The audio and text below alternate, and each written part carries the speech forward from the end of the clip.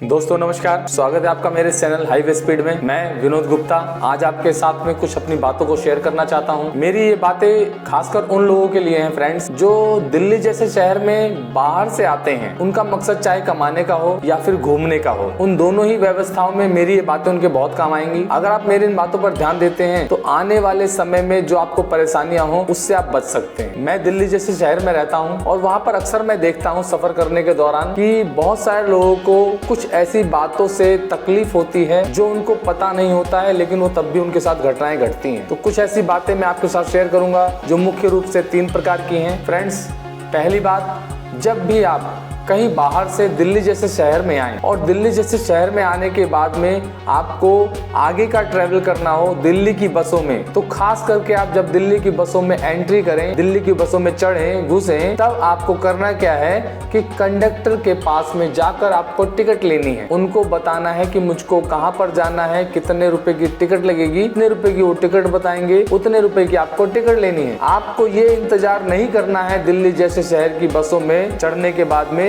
कि कोई कंडक्टर आपके पास आएगा और आकर आपकी टिकट बनाएगा। आपको स्वयं ही कंडक्टर के पास जाना है और उससे टिकट लेनी है। अगर आपके साथ में कोई महिला है, केजरीवाल सरकार ने दिल्ली में बसों के अंदर महिलाओं की टिकट को फ्री कर रखा है, उसका पैसा नहीं लगेगा, लेकिन आपको कंडक्टर साहब से महिलाओं के लिए भी टिकट लेनी है, जिसको हम लोग टिकट पास कहते हैं, वो भी लेना बहुत जरूरी है। एक और बात कि अगर आपके साथ में बच्चे हैं या कोई भारी लगेज है जो व्यावसायिक तौर पर लगेज आप लेकर जा रहे हैं, जो व्यावसायिक तौर पर काम आता हो, कुछ दुकान के लिए आप सामान ले जा रहे हो, कुछ ऐसा सामान जो भारी है, बड़ा है और आप बस में चढ़ा कर ले जा रहे हैं, तो कंडक्टर साहब से उसके बारे में भी आप पूछें कि सर क्या मैं इसकी भी टिकट लूं। अगर कंडक्टर साहब कहते हैं हाँ इसकी टिकट आपको लेनी चाहिए, तो आपको उसकी टिकट लेनी चाहिए। सिर्फ 10 रुपए या 15 रुपए के चक्कर में अगर आप टिकट नहीं कटाते हैं तो फ्रेंड्स, टिकट ना होने की दशा में तो दिल्ली परिवहन निगम के जो कर्मचारी हैं वो आपकी टिकट को चेक करेंगे और ना मिलने पर आपको 200 रुपए का चालान करेंगे। 200 रुपए प्रति व्यक्ति चालान। अगर आप सिंगल व्यक्ति हैं और पकड़े गए हैं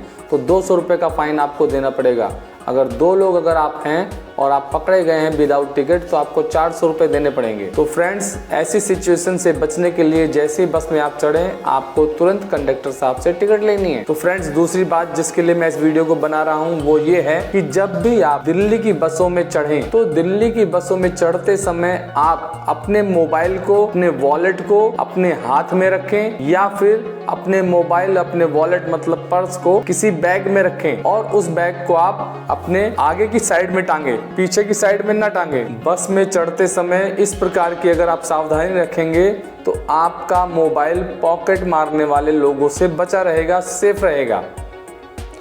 बस में चढ़ने के बाद में आपको कंडक्टर से टिकट लेनी है और आपको बैठना है सीट पर। अगर बस में आपको सीट मिलती है खिड़की के साइड वाली, तो बहुत ध्यान रखना है कि फोन पर बात करते समय आप खिड़की के साइड में फोन को ना रखें। इससे होता क्या है कि जैसे ही गाड़ी धीरे होती है, बस धीरे होती है, तो कोई भी चोर उचक्का आपके फोन को खिड़की में हाथ डाल के छीन के ले जा सकता है। ऐसे कई केस दिल्ली में देखने को मिलेंगे। जब आप लोगों से पूछेंगे तो बताएंगे हाँ ऐसे ऐसे प्रोसीजर हुए हैं। तो प्लीज आप जब भी खिड़की की साइड वाली सीट आपको मिले तो आप फोन पर बात ना करें, और अगर करना है तो आप साइड वाली सीट पर बैठकर बात करें। तो फ्रेंड्स, अब मैं बात करता हूं अपने तीसरे टॉपिक को लेकर। वो टॉपिक ये है कि जब भी आप दिल्ली जैसे शहर में घूम रहे हो और आपके पॉकेट में पैसा हो जो ज्यादा मात्रा में हो, तो आपके दिमाग में ये आता है कि आप उसको बार बार छू कर देखते हैं मेरा पैसा मेरी जेब में है या नहीं है। तो इससे होता क्या है कि लोग इस बात को भाप जाते हैं कि आपके पॉकेट में कुछ मनी है, कुछ पैसा है। आप बिल्कुल भी ये पता ना चलने दे लोगों को कि आपकी जेब में पैसा है। अगर पैसा आपके पास है तो कभी भी बस की सर्विस आप ना लें, क्योंकि बस के अंदर बहुत ज्यादा चोरी होती है, पॉकेटमारी होती है। आपकी जेब में अगर पैसा है तो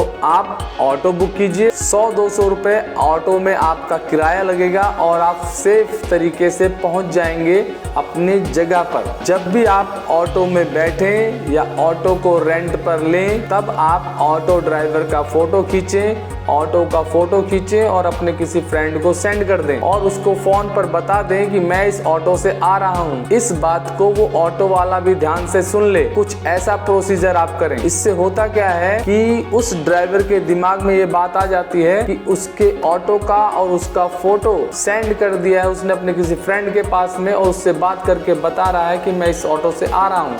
तो उस ऑटो वाले के अंदर एक डर बैठ जाता है।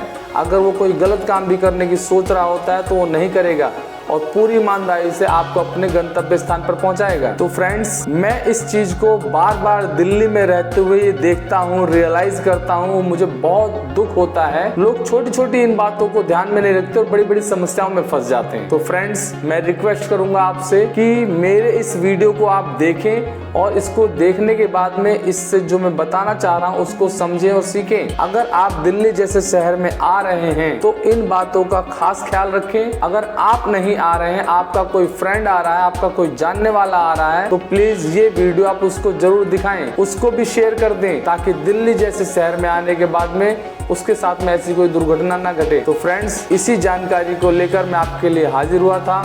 आगे नेक्स्ट जैसी कोई मुझे अच्छा टॉपिक मिलता है मैं आपसे जरूर मुलाकात करूंगा। तब तक के लिए दोस्तों नमस्कार, जय हिंद।